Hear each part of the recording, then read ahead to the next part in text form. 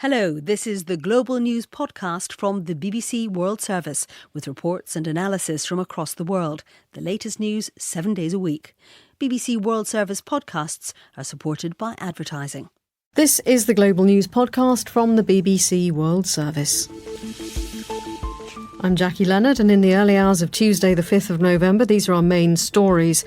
The former US ambassador to Ukraine has told Donald Trump's impeachment inquiry that she was advised to tweet remarks praising the president in order to save her job.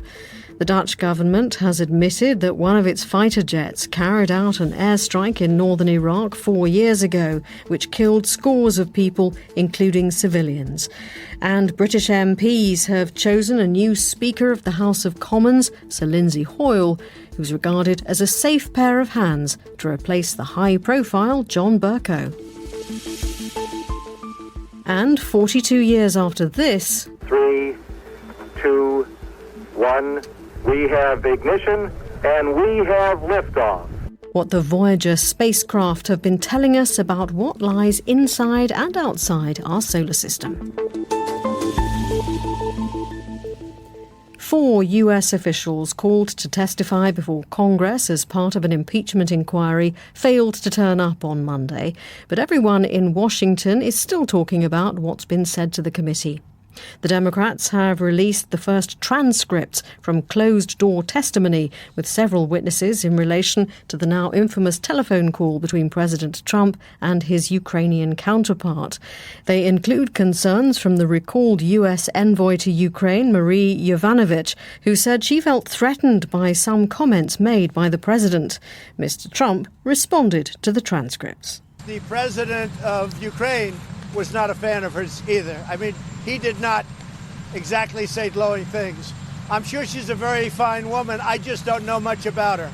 Our correspondent in Washington, Gary O'Donoghue, talked us through what we've learnt from these documents. What the Democrats on these various committees on the Hill have decided to do is start to publish some of the transcripts that were taken from evidence that was heard behind closed doors. So over the last few weeks, they've been hearing from all sorts of people connected with the Ukraine controversy. The testimony has been behind closed doors. Some of their opening statements have been leaked.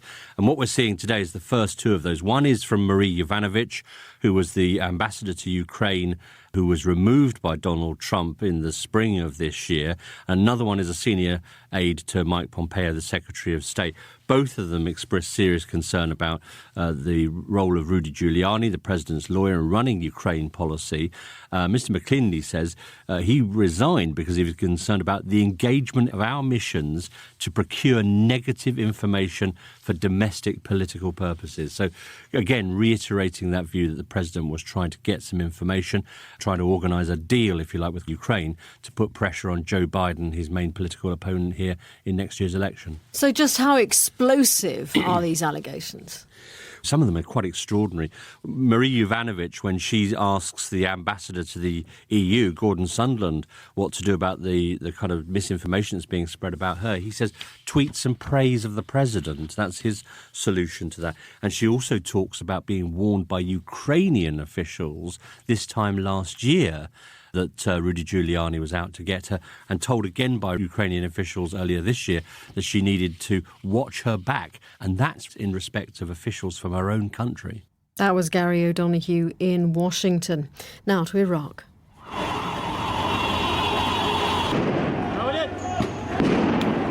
Sounds of exchanges between the police and protesters on the streets of Baghdad on Monday. The health ministry says 4 people were killed and 35 others injured. Monday's unrest is the latest in a wave of demonstrations and civil disobedience by protesters who accuse the Iraqi government of corruption. More than 250 people have died since the unrest began last month. The protests are continuing even though the Prime Minister has offered to resign. So why? A question for our Middle East editor, Jeremy Bowen. It's an offer, it's not a reality, and for them the problems of Iraq go far deeper than the identity of the Prime Minister. This all started, initially the spark was simply the shift of jobs of a popular general, but actually very quickly became protests about corruption. Iraq is one of the most corrupt countries in the world, about unemployment, about the lack of basic services, things like that. And then it's expanded subsequently into demonstrations against the entire political system in Iraq and demands that essentially the old guard gets swept away and there's some real change in the country. So simply saying that one prime minister might resign isn't quite what they wanted. And late on Sunday, 4 Iraqi protesters were shot dead outside the Iranian consulate in the holy city of Karbala. What prompted that protest?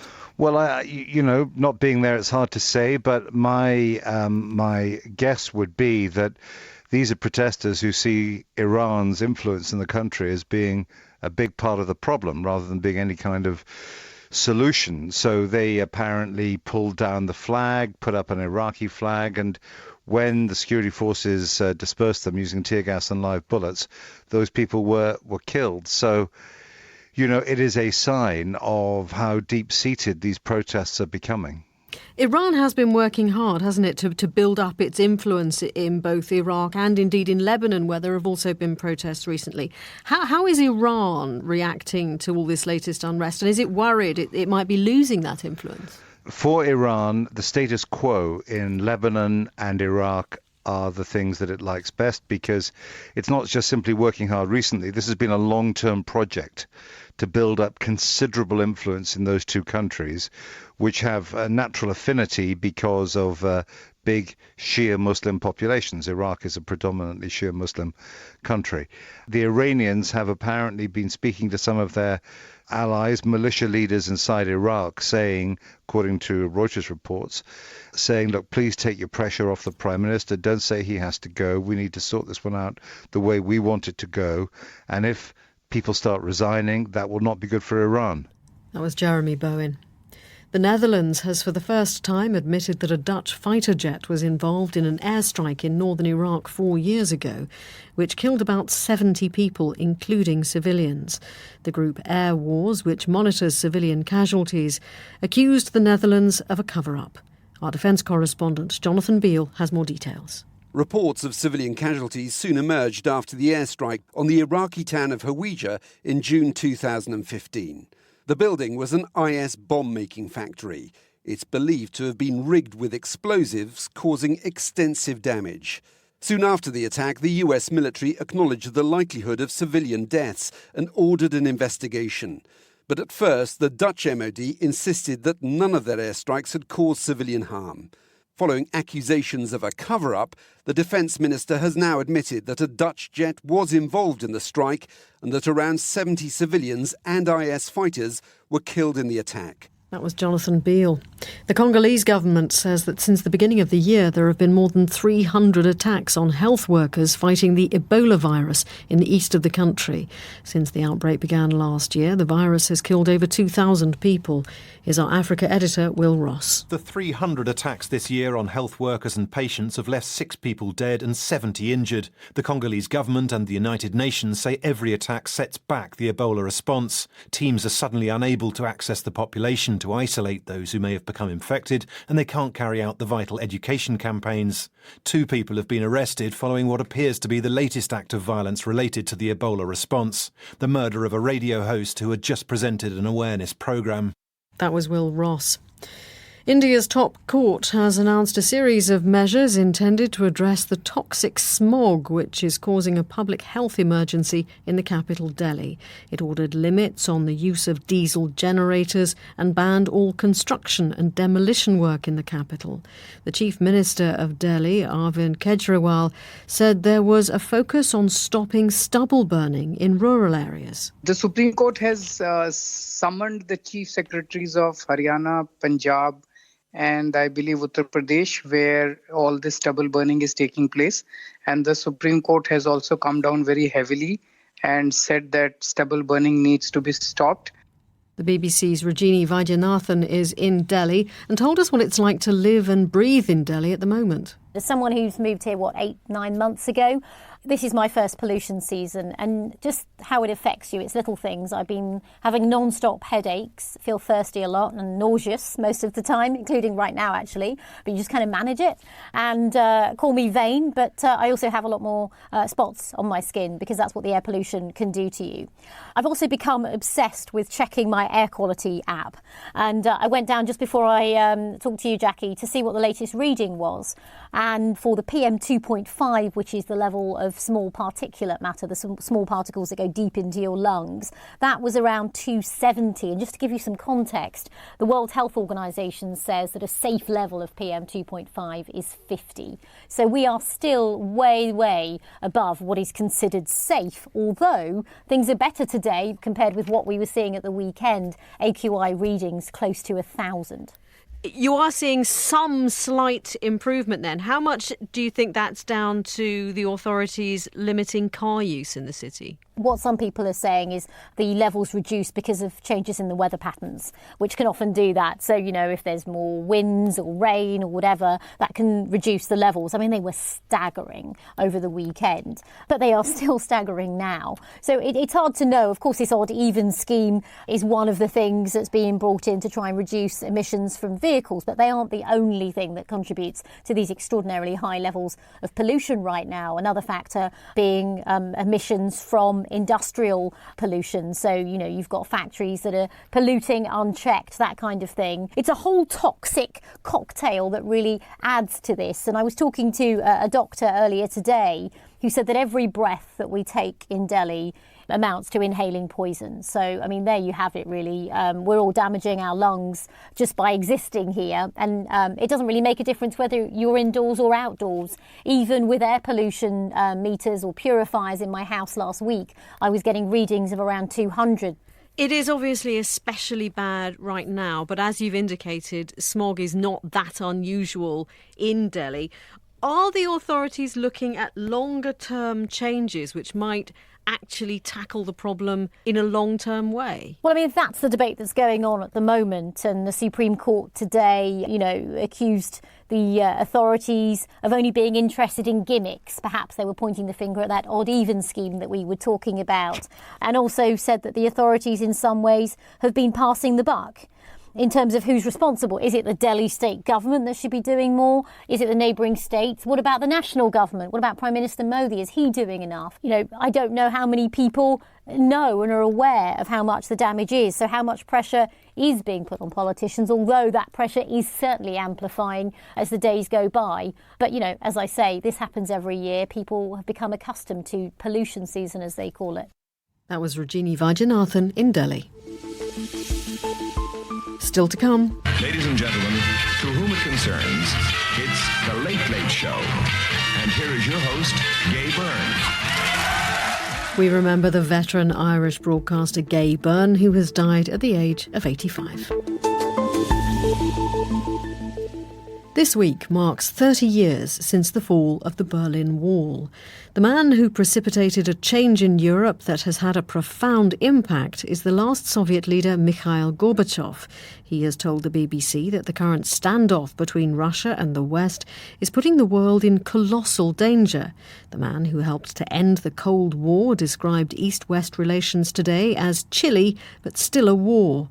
Remembering the fall of the wall, he says Moscow took a decision not to intervene. It was a matter for the Germans, he said, and bloodshed had to be avoided.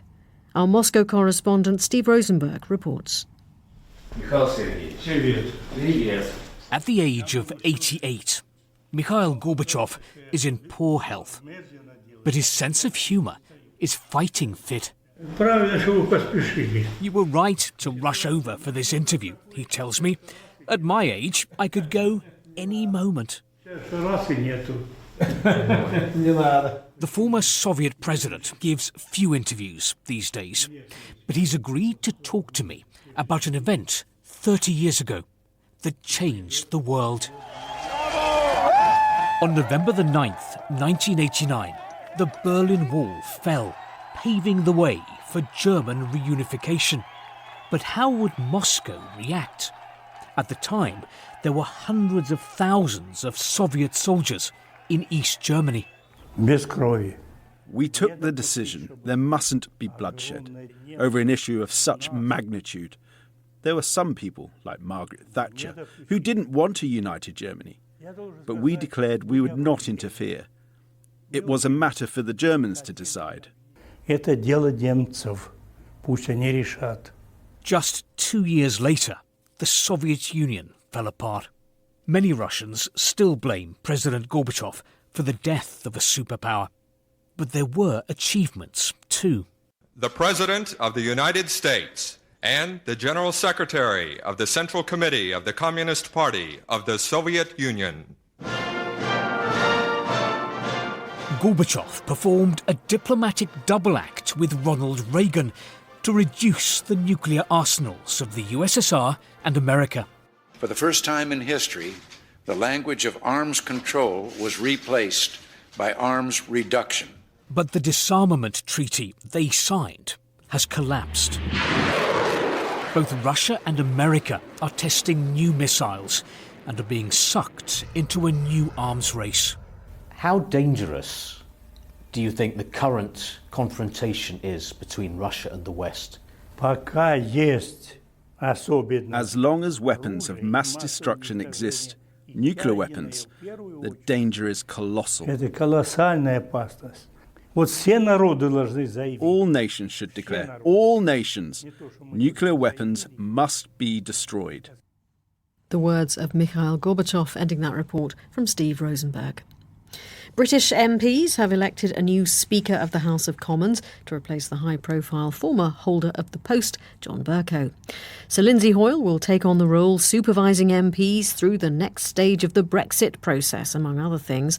After the vote, Sir Lindsay said he wanted to ensure Parliament's reputation for courtesy and tolerance. I hope this House will be once a great respected House, not just in here but across the world. That once again... It's the envy, and we've got to make sure that tarnish is polished away, that the respect and tolerance that we expect from everyone who works in here will be shown, and we'll keep that in order. Our political correspondent Rob Watson has been following developments and told us more about what we could expect to hear from the new Speaker. Well, I guess the first thing to say is that he's going to be very different to the old Speaker. I mean, they're such different characters. I mean, goodness, in every single way in terms of stature, in terms of where they're from. Sir Lindsay is from Lancashire in the north of England. He has this incredible kind of Lancastrian accent. But I guess the biggest difference will be in personality terms. So where Speaker Bercow was amazingly sort of flamboyant character with a very, very sharp tongue and a very sharp and abrasive manner sometimes. Sir Lindsay is the absolute opposite. So he's far more kind of low key. He tends to deal with difficulties in the House of Commons chamber with wit rather than confrontation. So I think we're entering a very different age. But my absolute favourite detail about Sir Lindsay, which I think might tell you a lot, is that he's got a parrot called Boris, who he's taught how to say order, and he obviously loves animals. And anyone, if you look on social media, there's an astonishing photo of him surrounded by a couple of dogs, a cat, and Boris the parrot. Now, listeners perhaps around the world will not be entirely surprised to discover that there is actually always something theatrical about the way a new Speaker comes to the chair. That is right. Look, we don't do anything in the UK without a little bit of theatricality and history, right? I mean, this is the mother of all parliaments. And don't forget, he is the 158th Speaker. It goes back to the 14th century. It's not a recent job advert, this one. It's got a little bit of history to it. And yes, even at the end, there's a drama. So quietly, the Speaker, of course, has been politely lobbying MPs, saying, please, please vote for me. But here's the great conclusion to this drama, is that he's actually physically dragged to the seat, to where the Speaker sits, as if he'd been reluctant all along. And of course, I think that reflects in part the previous danger of that role, because of course several Speakers literally lost their heads in times past. It's fine, we don't do that anymore. That was Rob Watson. Now, let's step back in time to the 20th of August, 1977. 4, 3, 2, 1. We have ignition and we have liftoff. We We have liftoff of the Titan Centaur carrying the first of 2 Voyager spacecraft to extend man's senses farther into the solar system than ever before. Reports coming back. It's 42 years since NASA launched its 2 Voyager spacecraft from Earth, and they're still going strong. They were the first 2 man-made objects to travel outside our solar system, one in 2012, the other a year ago. And the information they've been sending back to Earth since then has cast new light on the very nature of our sun and the planet.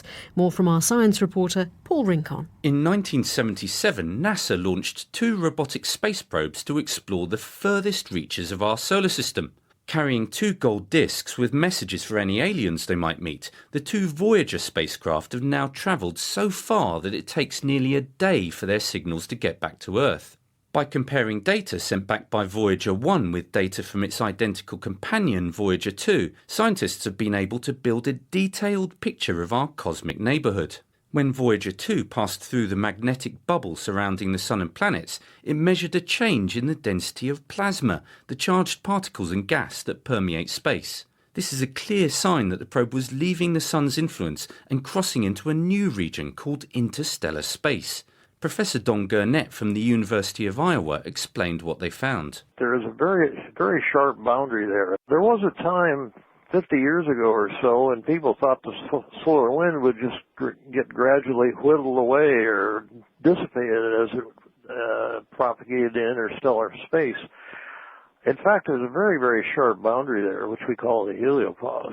And I'd just like to point out that that's a characteristic of fluids. The spacecraft are now more than 10 billion miles away from Earth, much further than any human-built objects have travelled. Scientists hope there could be surprises in store as the probes venture even further into the unknown. That was Paul Rincon. Now to an Irish broadcasting institution. Back in the 1960s, 70s and 80s, many households would huddle round their small TV screens and wait intently for this.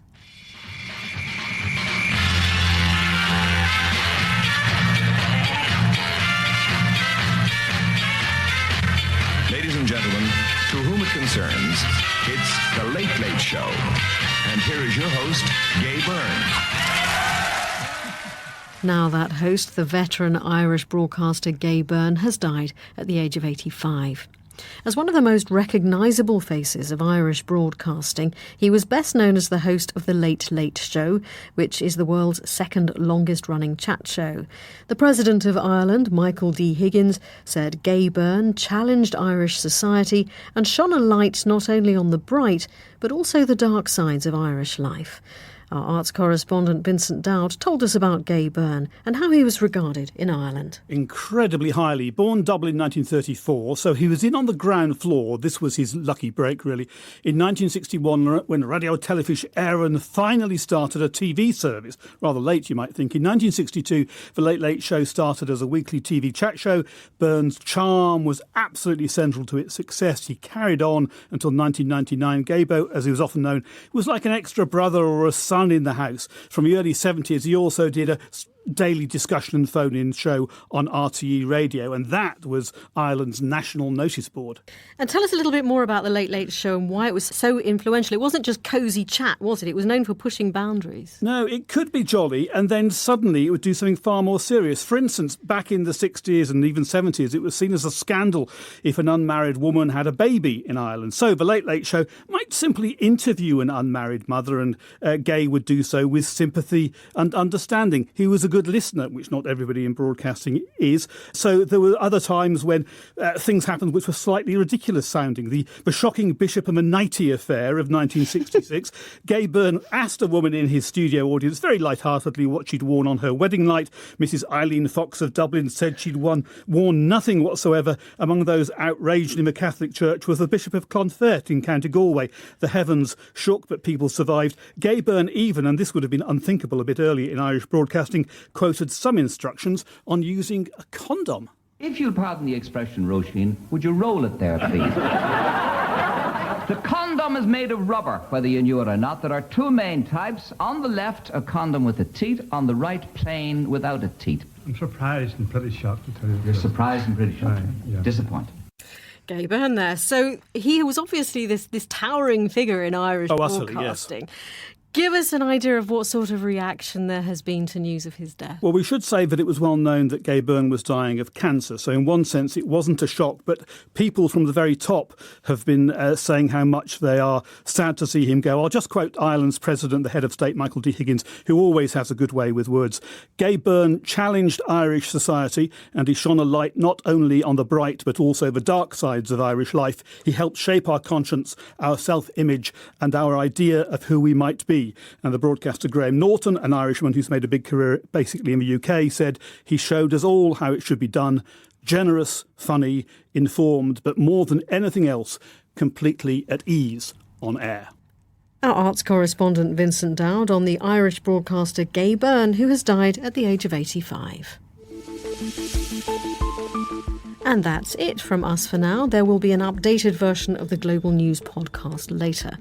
But before I go, we are asking for your input again. It's November already, and that means it's time to think about our annual compilation of the happiest news stories of the year. The inspirational, uplifting, heartwarming, or hilarious. You know the sort of thing. Also, did anything wondrous happen to you this year?